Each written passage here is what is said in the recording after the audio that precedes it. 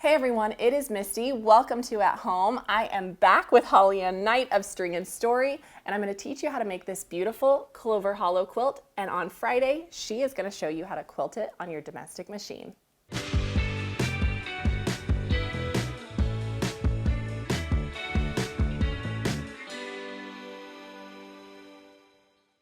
HollyAnne, thank you so much for joining me again. We had so much fun last time making the runner, and so now we get to make this quilt. Yes. Remind anyone who maybe missed last time who you are and what you're up to. Yeah, welcome back, y'all. My name is HollyAnne Knight of String and Story, and it's my job to guide you to quilt with confidence. And today I'm really excited to show you how easy and achievable it actually is to do this custom quilting right on your home machine. That's right. And so HollyAnne is going to help me tackle some curves today. She's love never it. sewn curves. I've never sewn curves. This is exciting. It's going to be super fun, and I think you'll find that it really is easier. You just have to slow down a little bit and enjoy the process. Perfect. So let me tell you what you need to make this quilt. It is all based on yardage. And so up first, you're going to need a 1/2 yard of this beautiful light pink, as well as the light blue. And then of the dark blue and green, you need 1 yard each. You'll need 1.5 yards of this dark pink and 2 1/8 yards of your background. You're also going to need our Missouri Star Drunkard's Path template, a block lock or clearly perfect slotted trimmer, and a glue stick. So let's get started. All right, so up first, let's go ahead and take a look at the quilt just so it makes sense as we start teaching these different units. So the blocks, as you can see here, there are 2 that are the same and 2 that are opposites. And so just keep that in mind. We're gonna begin with these corner units here. And when we make these 1/2 square triangles, the 1/2 square triangles themselves, you actually get enough for both of those blocks. So I want you to keep that in mind. And then we will tackle our first few curves in the green to finish out these corners. So let's go ahead and get started. I have a 10-inch square of both pink and blue, and I have drawn an X corner to corner in both directions. And so first thing we're gonna do is sew a 1/4 inch seam on both sides of each of those drawn lines. So I'll go ahead and do that really quick here.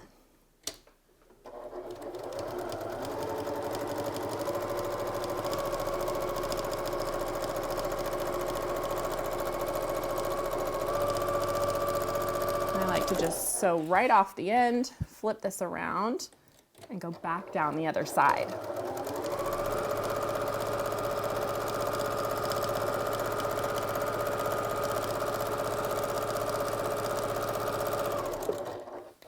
Okay, we've got the first direction done, so same thing on this other line that we drew.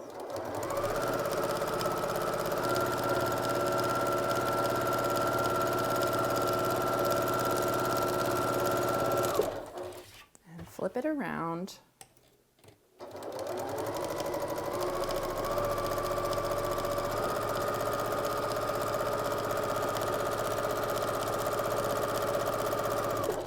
Okay. And so now we call this the Easy 8 method because it gives you 8 1/2 square triangles at a time. And so we are going to lay this ruler 5 inches over, and we are going to cut this in half in one direction, and then carefully lift, make sure everything has stayed straight, and then cut this in half the other direction.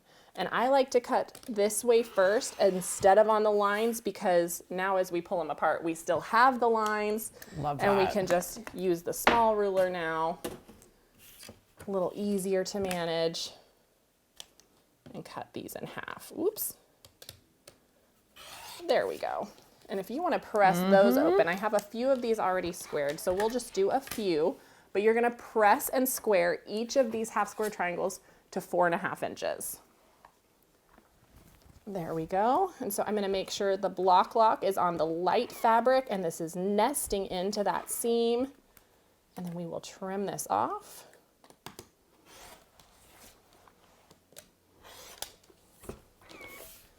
There we go.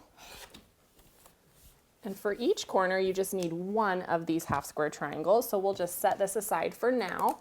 And now we get to move on to tackling our curves. So from your white fabric and your green fabric, we have some 4.5 inch squares. And on the green, we are going to use the curve shape from our template set. To cut the curve itself, it fits right in the corner. So we have very little waste. There we go. And then on this ruler, we're gonna line up the 4.5-inch line right on that square to cut out the opposite curve. Now you could actually save this piece for another project if you want, but this is just waste, so we're just gonna toss it for now. And then I like to, I'm gonna walk you through this. Yep, You ready? Literally, Okay. I'm like glued in. So we are going to fold this in half and find our center point. So that's the first little finger press.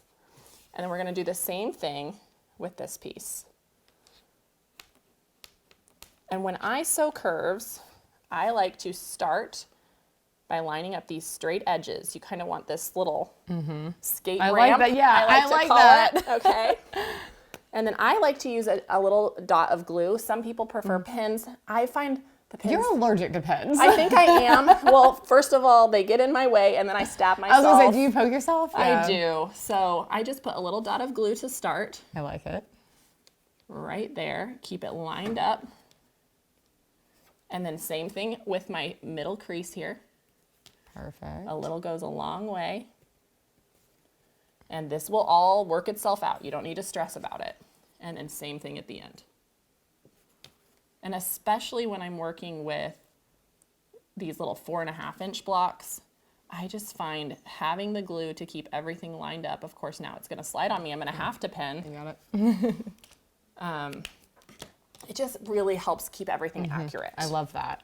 And then I don't have to fight with it. So let me just pinch that, give it a second to dry. There we go. Gorgeous. And so now we're gonna take this to the machine. Do you wanna sew? Sure. Okay, I'm gonna be brave. you can do this. I can do hard things. And if you feel like pinning would help you, feel free to add pins. You're gonna talk me through this And so because we're gonna- you've made this user friendly. We're gonna put that down under the presser foot, Okay. just as you would. And I do like to use a fairly scant 1/4-inch seam here. Okay. Give it some wiggle room. Yeah. Okay. Just because you want to have room to square up if you need. Okay. And so just take your time and you're going to gently Just keep kind of those ease in everybody line. together. Yeah, and they just start to kind of relax and line up. Oh, If it stayed threaded, we would be in business. that's true. So let's rethread and we will be ready to go. It's just giving me a second to gather my spirit. That's right. Because we are watching a menace be created in real time. So I'm about to be hooked on these, I can tell. I think you'll enjoy them.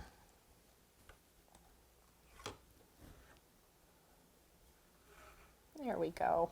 All right.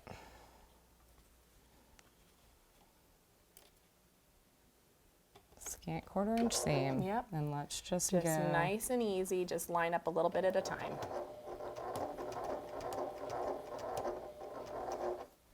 And these curves I find are just gentle enough that it's not too difficult. You just have to slow down, take your time.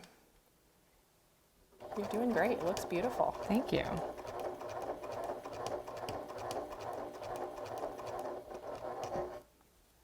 And she's made it to the halfway point there, just readjusting. There we go.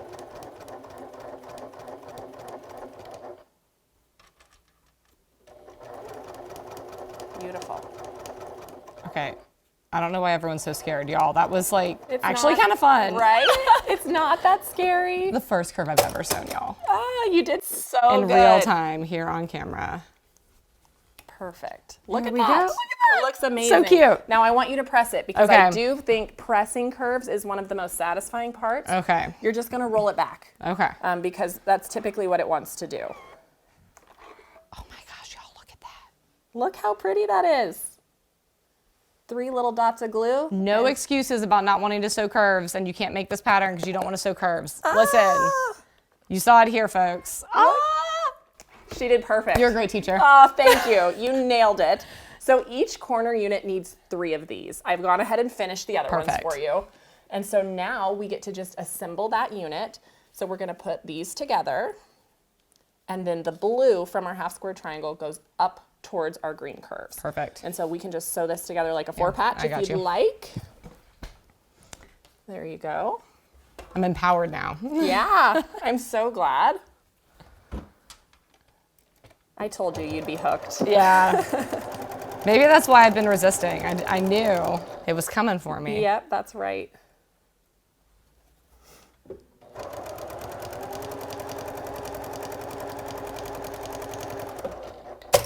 Beautiful. And she can open those up. Threads floating everywhere. Yeah. It's like we sew or something. I know, right? Nest those seams, y'all. That's right. If you love your quilter. Which we do. We love our quilters. It just makes everyone's life a little easier, even yours. That's true.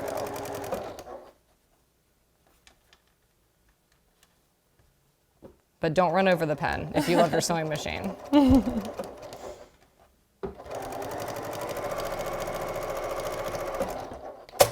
Beautiful. Voila. So if you want to give that a press, I've got the other 3 corners done. And so we can just set those aside for now. And we're going to move on to these little center sections here, which are made up of 2 more curves that we just sewed, just in blue. So you know how to do that.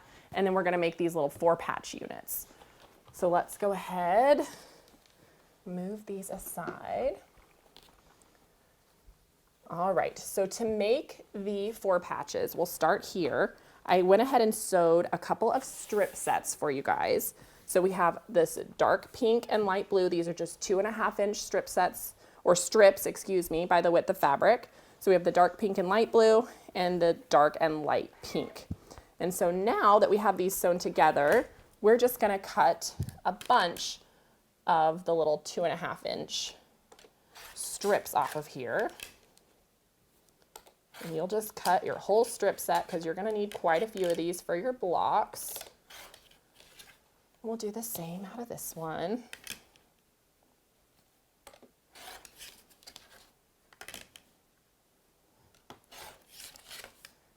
And this just makes these 4 patches a little bit quicker to do it this way, instead of having all of those individual squares. So much less fiddly. Yep, so we can toss that aside.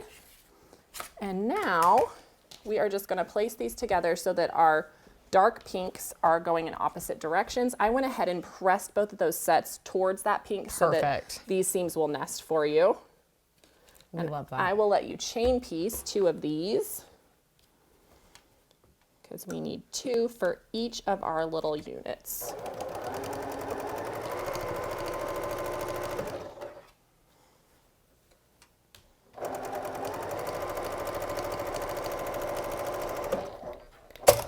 Perfect. There you are. All right.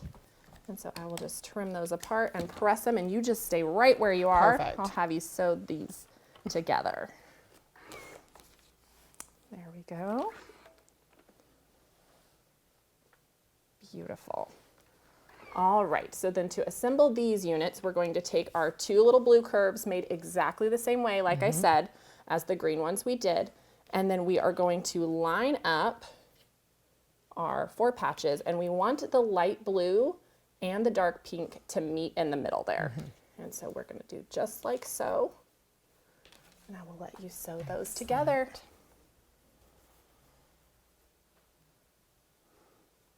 And then we are dangerously close to putting this block This is together. so quick. It really is. It looks, it looks more complicated than it is by far, which we love. Yeah. We love a moment like Well, that. I am a lover of big blocks because they come together faster than you expect, and you get a really striking quilt. And Yes. so you're really only making 4 big blocks for this.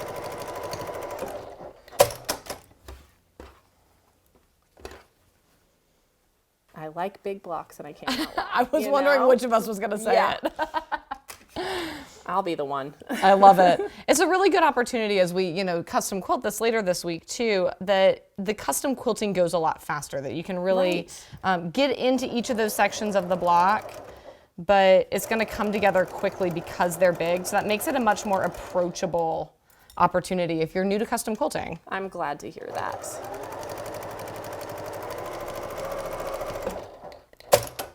Beautiful. Voila. All right, let's press that. Make sure this goes the way I want it to. I've got Misty all worried about getting those seams flat now. I'm trying my best. You're doing awesome. All right, so now that we have this all pressed, we can assemble these big, Perfect. beautiful blocks. And so the center is just an 8.5-inch light blue square. And then these are going to come in on each of the 4 sides, just like so.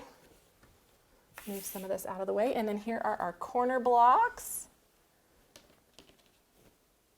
I'm kind of obsessed with this, I'm not gonna Thank lie. you. I think it's so fun. And so you'll just sew this together like a large 9 patch. Here's the opposite block, all done. Darling. So beautiful. And so again, let's look at the quilt behind me.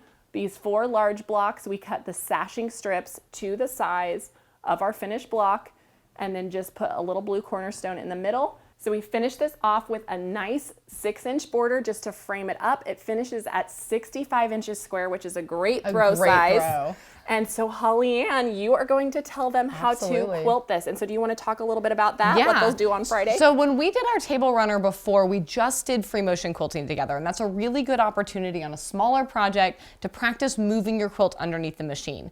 We're going to take this up a notch, just like I learned how to sew curves today. Y'all are going to learn how to quilt with a ruler in addition to learning how to free motion quilt. So we are going to use that same meander that we used before, but we're going to add in some continuous curves with free motion quilting or ruler quilting, either way. And then we're going to use a ruler to make all of these lovely larger curves and to add this nice grid in the center. It's going to bring some really nice texture to this quilt and give you an opportunity to take the next logical step in your journey to being a quilting rock star. Oh, thank you, HollyAnne. This has been such a delight. We will see you guys next time. I hope you've enjoyed this. Have a wonderful week. Hey everyone, thank you so much for watching at home. We're so excited to be almost 1 million quilters strong here at Missouri Star.